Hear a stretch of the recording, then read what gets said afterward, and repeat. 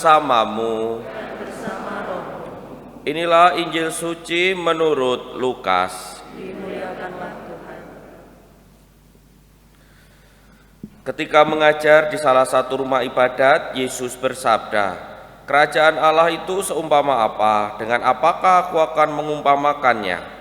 Kerajaan Allah itu seumpama biji sesawi yang diambil dan ditaburkan orang di kebunnya. Biji itu tumbuh dan menjadi pohon, dan burung-burung di udara bersarang di ranting-rantingnya." Dan Yesus berkata lagi, "Dengan apakah aku akan mengumpamakan kerajaan Allah? Kerajaan Allah itu seumpama ragi yang diambil seorang ibu dan diaduk-aduk ke dalam tepung terigu 3 sukat sampai seluruhnya beragi." Demikianlah sabda Tuhan, terpujilah Kristus.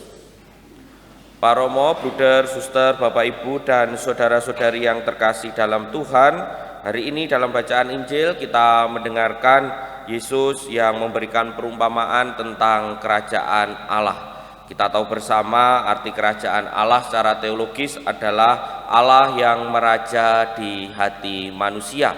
Jadi bukan sebuah tempat dan lain sebagainya, tetapi situasi di mana Allah lah yang merajai hati manusia atau hati kita. Dan itu semua bisa jadi dimulai melalui hal-hal yang sederhana, hal-hal yang kecil. Kadangkala kita itu kan setiap harinya kita beriman kepada Kristus, bijinya sudah ditanam seperti yang digambarkan Yesus, biji sesawi. Mungkin iman kita kecil, tetapi bertumbuhnya kan kita kadang tidak sadar. Kita hanya berusaha agar biji atau biji iman itu kemudian bertumbuh dengan cara kita masing-masing. Ada yang dengan banyak berdoa, berziarah, kemudian pelayanan gereja, dan lain sebagainya. Nah, biji iman itu juga akhirnya diharapkan bisa menjadi seperti ragi, sedikit tetapi bisa mempengaruhi tepung yang lebih banyak. Kecil tetapi kalau bahasanya itu kecil tapi berisi, cilik mentes gitu loh. Kita itu diajak untuk menjadi pengikut Kristus yang seperti itu. Tentu caranya bagaimana? Ya caranya dengan terus melaksanakan sabda Kristus dalam kehidupan kita sehari-hari. Dan itu semua bisa kita lakukan tidak dengan cara-cara yang besar, tetapi cara sederhana dalam kehidupan sehari-hari.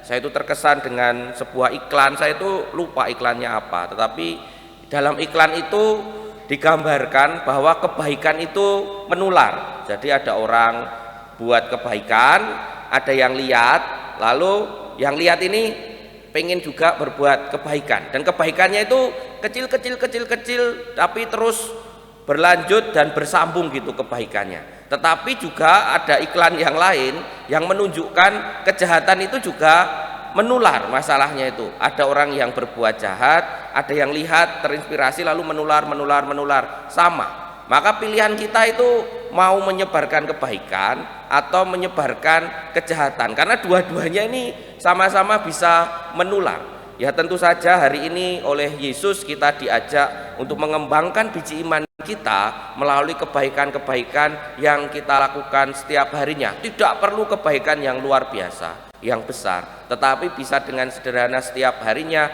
dengan cara kita masing-masing, sekaligus waspada agar kita tidak justru menularkan hal-hal yang jahat.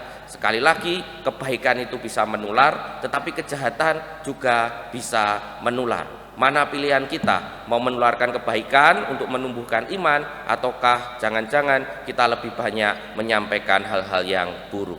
Kita hening sejenak.